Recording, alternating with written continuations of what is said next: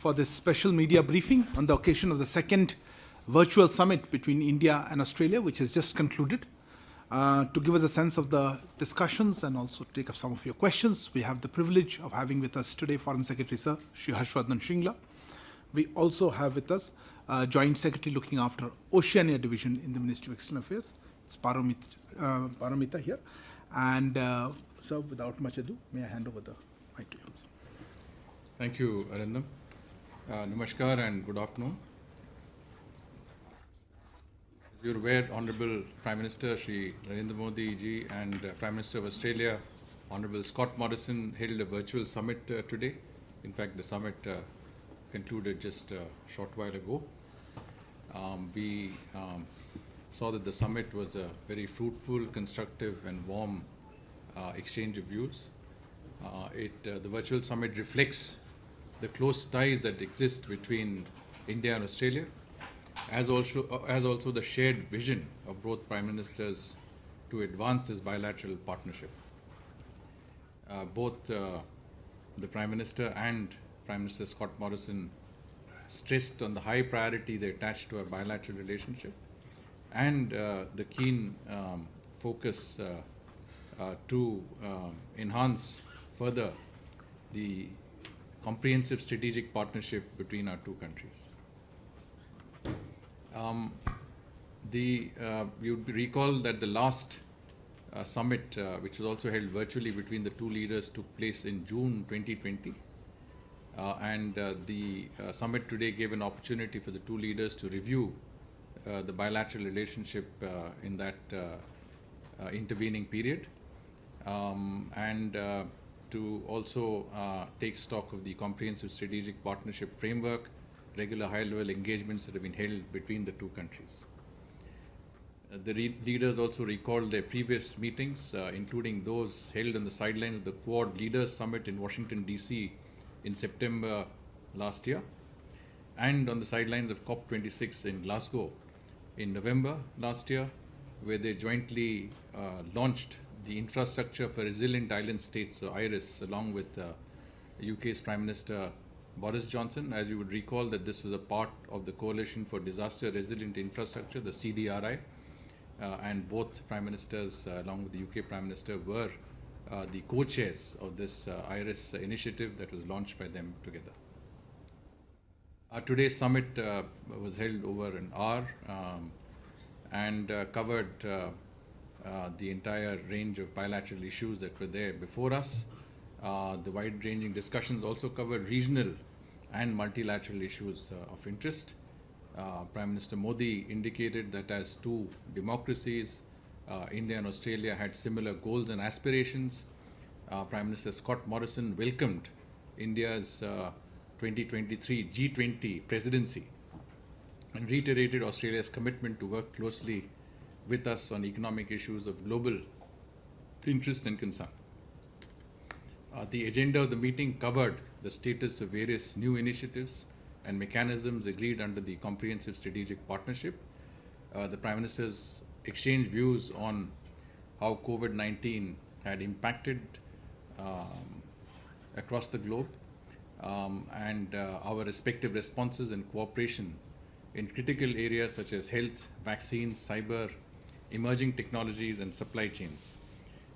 Incidentally, both Prime Ministers also gave a sense of what was done in our own countries. Prime Minister spoke about the fact that 90% of our adult population had been vaccinated. He also spoke about Vaccine Maitri and the vaccines that we had distributed to countries in our region and beyond, and also about the Quad vaccine partnership. This is an important initiative that involves both Australia and India as members of the Quad.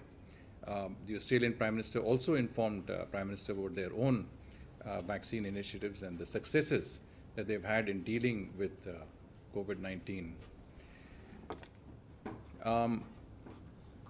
In a reiteration of for commitment to a progressive Indo-Pacific region, both leaders discussed calibrating and cooperating with each other on support to Pacific Island countries for humanitarian assistance and disaster relief, and in combating climate change through initiatives like the International Solar Alliance and the Coalition for Disaster Resilient Infrastructure.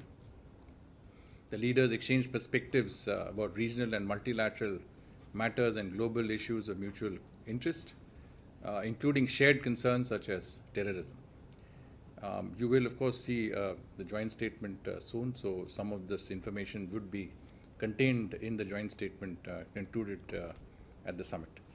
Both leaders referred to their strong bilateral relationship as important not only from a bilateral perspective, but also, as I mentioned, under the Quad format, calling it a factor of stability in the Indo-Pacific. The Australian Prime Minister appreciated the significant presence of a large Indian diaspora in Australia. He stressed on the importance attached by Australia to its relations with India. I think there was a sense that our cooperation had extended to sectors across the board. I think in particular in terms of investments, in terms of critical minerals, in terms of clean energy, in terms of water, agriculture. These were areas that both sides saw as highly potential. And I think there was a call for facilitating migration and mobility for students and professionals between the two countries. There was a sense between both prime ministers that two important areas in our partnership related to people-to-people contact, especially the youth, in terms of education and in terms of tourism exchanges between both our countries. Science and technology was an important area of cooperation. The leaders welcomed the extension of the Australia-India Strategic Research Fund. It's an area of collaboration on science, technology, and research, and both prime ministers referred to it as a pillar of our collaboration in these areas. The prime ministers expressed commitment to build on the success of the 2021 India-Australia Circular Economy Hackathon. As you are aware, the hackathon was held last year, and essentially this involved a discussion of the circular economy, converting waste to wealth, and joint initiatives on new and renewable energy. And this is an area where the two prime ministers themselves had not only shown interest but also been involved in the concluding session. And a significant outcome of the virtual summit was a decision to hold annual summits at the level of the heads of government under the comprehensive strategic partnership. I think this is one major outcome. And Australia would be the third country with which India will have an institutionalized annual summit. As part of other outcomes of the virtual summit, both leaders welcomed the signing of the MOU on cooperation in the critical mining sector. This is an MOU between India's Khanij Bidesh India Limited and Australia's Critical Minerals Facilitation Office, and would establish a framework for building partnerships in critical minerals investment.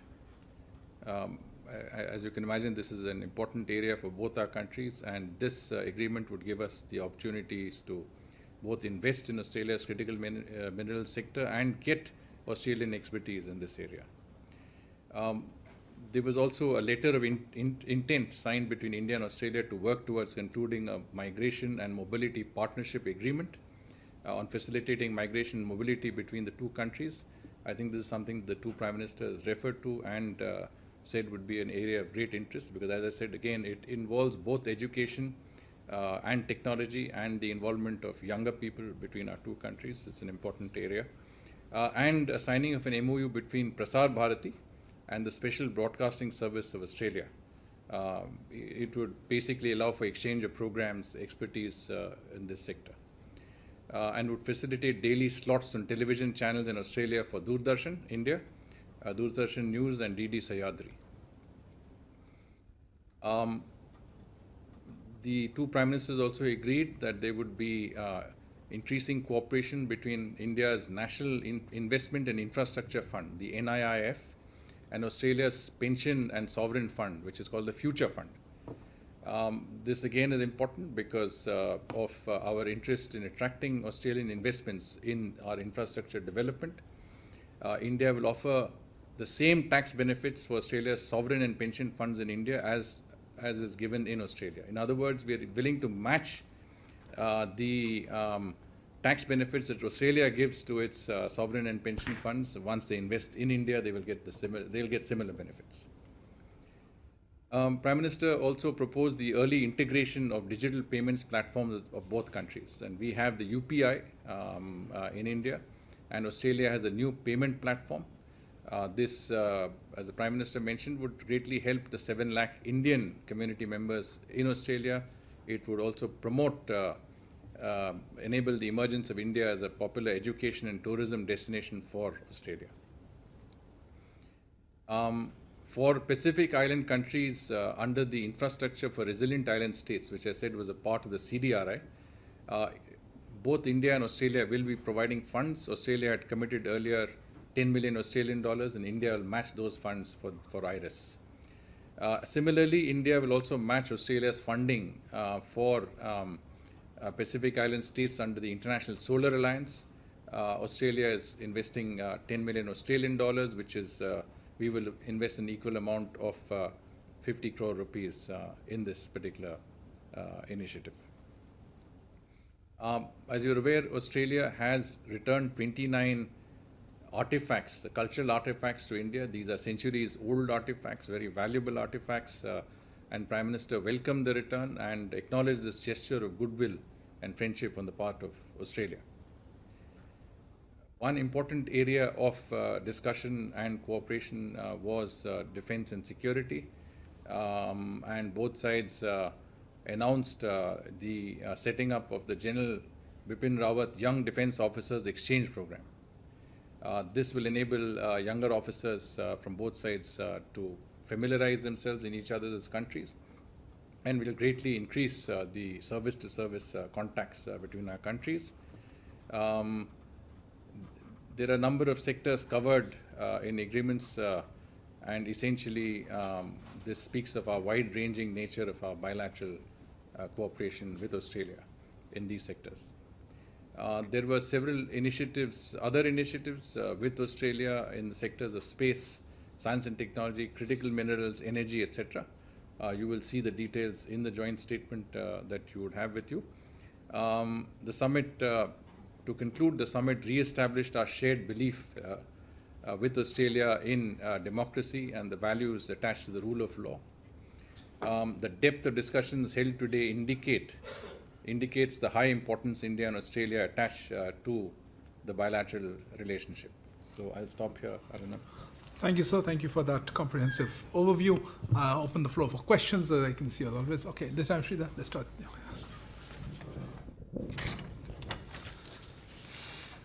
Sir, Sridhar from the Asian Media. Can you tell us something about the discussions between the two leaders on Ukraine? And also, was China discussed as it was during the Japan summit? And yeah, I think we'll one question at a time.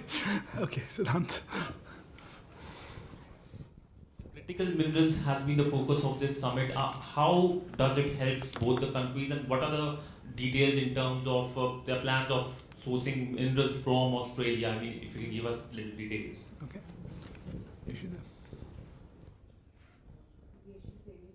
Microphone.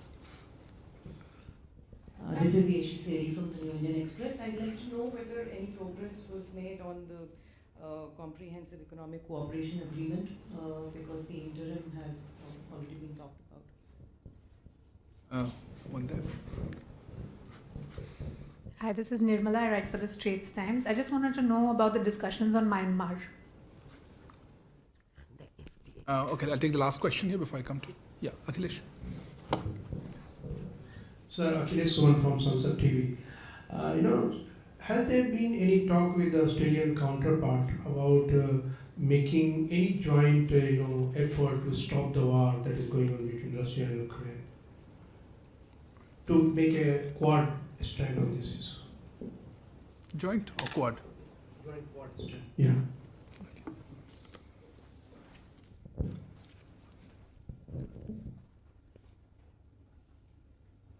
Well, let me begin by saying that the two leaders exchanged views on important topical areas relating to our region and beyond. Obviously, the Ukraine issue was discussed, as was the issue of China. On Ukraine, I think it was clear that the two sides had referred to the Quad summit, in which the leaders had a fairly clear perspective that the situation in Ukraine should not impact on the Indo-Pacific, and that the focus and priority of the Indo-Pacific for the Quad and for our countries should continue to remain as they were. Prime Minister, I think Morrison was quite clear that as far as he was concerned, the Quad's focus was on the Indo-Pacific, and that he had made that clear at the Quad, and he has continued to emphasize that aspect in our discussions with us. He also, I think, expressed understanding for India's position on the issue of Ukraine, which he felt was definitely reflected our own situation, our own sort of considerations as far as the overall aspects of the discussion on Ukraine were concerned. I think there was a sense that there was concern, serious concern, you can say, about the ongoing conflict and the humanitarian situation in the Ukraine. This is something that both leaders clearly spoke about, and I think also the need for a cessation of hostilities and violence in that regard. I think there was equal emphasis on the fact that the international order stands on the UN Charter on the rule of law and respect for the territorial integrity and sovereignty of states. That aspect was also an area that both leaders very clearly emphasized. And of course, the humanitarian aspects of the situation, both in terms of allowing consideration for civilians, especially women and children, and also humanitarian assistance to Ukraine, was something that was clearly spoken about, and you will find that these are areas that are clearly there. But what I'm saying is that there was a clear sense of both sides understood where they came from, and I think there was a great deal of comfort in the fact that both of us saw the fact that the conflict in Europe should not be a reason for us to divert our attention from the Indo-Pacific region, and that our position as far as the Quad is concerned also was on similar lines. The other issue, I think, Siddhant, you had asked about critical minerals. China? Yeah, well, on China, of course, I think both leaders exchanged their perspectives. Prime Minister did refer to the line of actual control in Ladakh, the incidents of the previous year, and he emphasized that peace and tranquility in the border areas was an essential prerequisite for normalization of relations with China. Prime Minister Morrison also gave a fairly detailed perspective of how he saw China and its actions in the region, and he spoke in particular about the South China Sea. Coming to critical minerals, I think there was a sense that there could be joint investments in Australian projects. We have a shared interest in having collaborations in critical minerals. India, as a manufacturing hub, requires access to critical minerals, and Australia is a repository of a lot of the critical minerals in the world, and that our investments together in this area would strengthen the resilience of supply chains when it comes to critical minerals. As you know, India, Japan, Australia also have a working group at the ministerial level on on critical and on resilient supply chains, and critical minerals is an important part of that initiative. On Myanmar, I think both sides, of course, were concerned about the situation, I think the sense of a cessation of violence, a sense of the fact that the civilian population in particular should be protected, there should be a release of those who are arbitrarily detained, and that there should be humanitarian access to Myanmar was emphasized.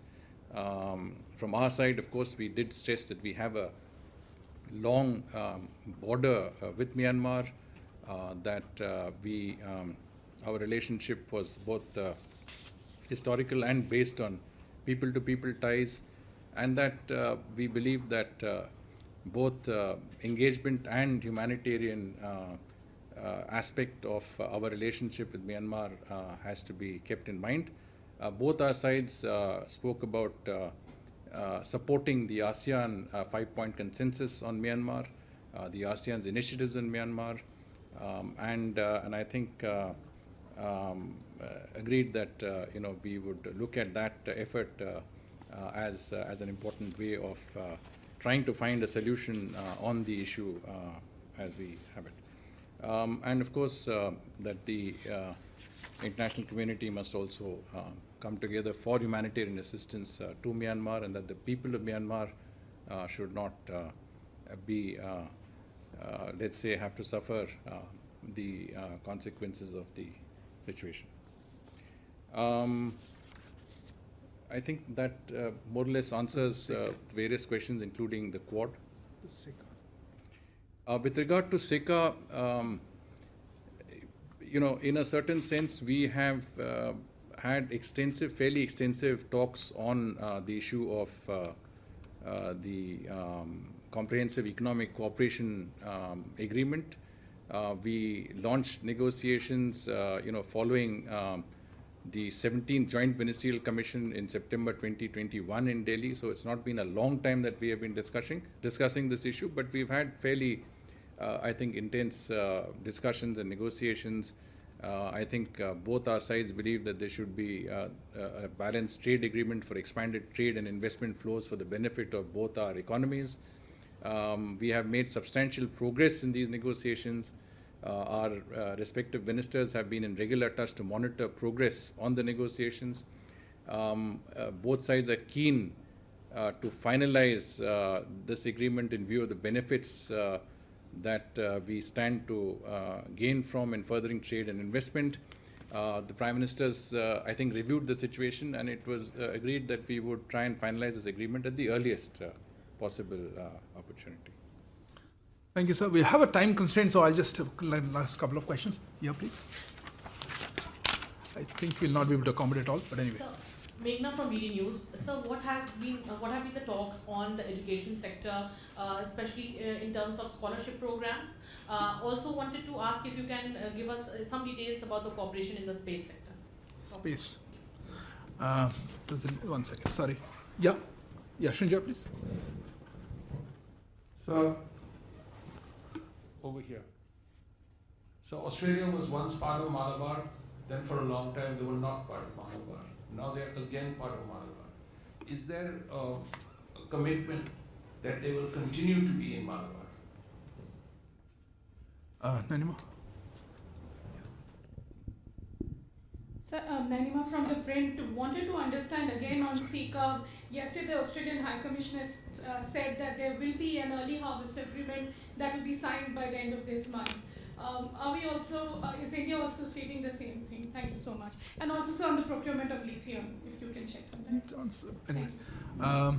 Sorry, Sudhi? I'll come to you.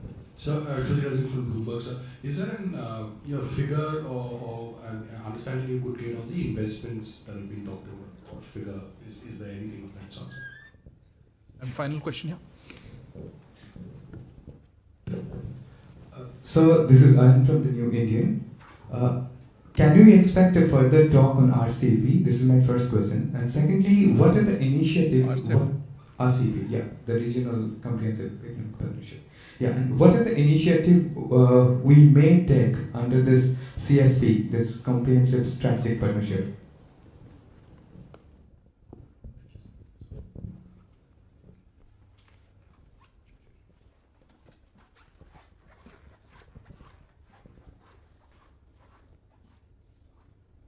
So I think as far as education is concerned, and this is something that Meghna had asked, what are the developments in that front? We have a task force between our two countries, and this task force has agreed to work towards a mutual recognition of educational qualifications. This, as you can imagine, is very important for us because of the number of students, Indian students who are in Australia. I think mutual recognition of degrees means that you can do a degree in Australia and that is recognized back in India as well. So it's an important step forward that we are looking at this. Australia has also announced a Maitri scholarship scheme, scholarship and fellowship scheme that will be I think helpful. In particular, the Australian Prime Minister mentioned about STEM students from India, and this is an important area from our point of view. There is active collaboration in the space sector, between India and Australia.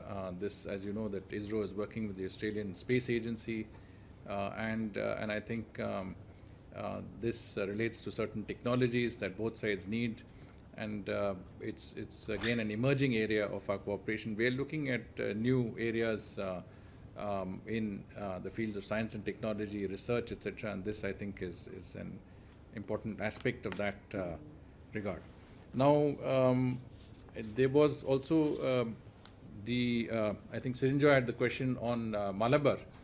As you know, Australia has been inducted into the Malabar framework. They have participated in Malabar exercises in 2020 and 2021, and they will continue to be part of the Malabar, let's say, group of countries that participate in these exercises. And I think we will certainly look forward to continued participation of all concerned. As far as investments are concerned, I think Nainima's question was on investments. It's around $15 billion is the quantum of investments between, we're talking about US dollars, between Australia, of Australian investments in India, and Indian investments in Australia are about $12 billion.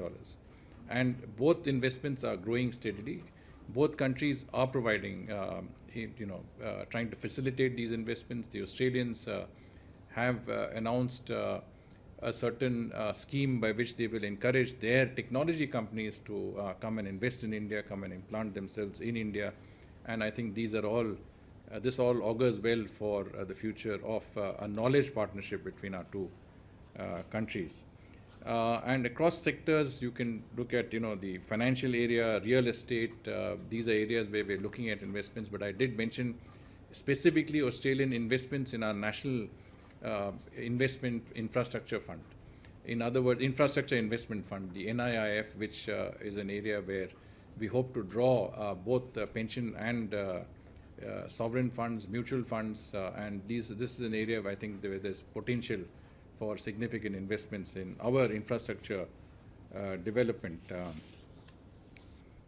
And this is again an announcement of the summit. So this is a deliverable from the summit. Lithium, as I told you, I think Australia is one of the largest manufacturers, producers of critical minerals, including lithium.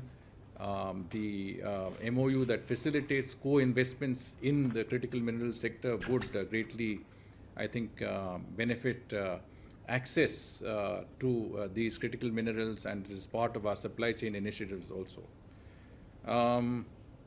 As far as RCEP is concerned,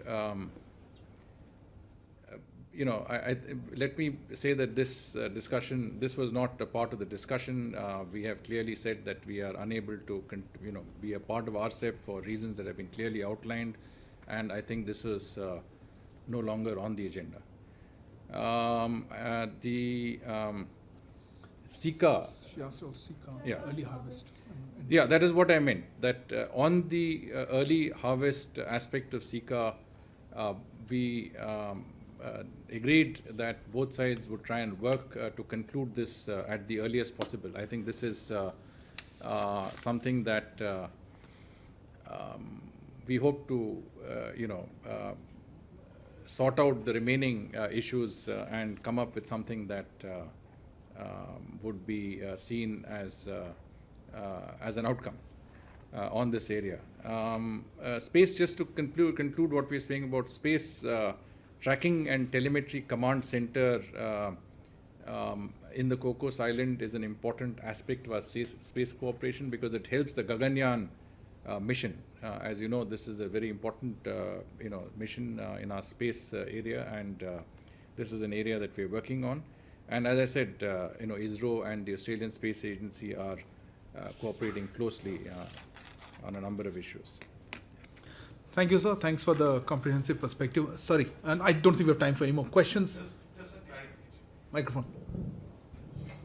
So, in the wake of this summit between Australia and India, there has been one person who has actually praised India for going out, and that is Imran. Would you like to speak? I will tackle that in our weekly, sir. So I think that's not for today evening. I had offered you that time, I'm afraid. I had, you were talking to somebody else. Okay. Huh? You had a query? What is something different? Same question? I mean, to say that one person would be wrong, I think we have received praise across the board for many of our foreign policy initiatives at the level of the Prime Minister. And I think, our record speaks for itself. One small question, but this is about the Chinese. You are not on. Sorry, this is. Sorry, let me clarify. This is for a special briefing on India, Australia. I think we've already taken a couple of other questions. Thank you very much, sir, for your presence here. Thank you also to Paramita.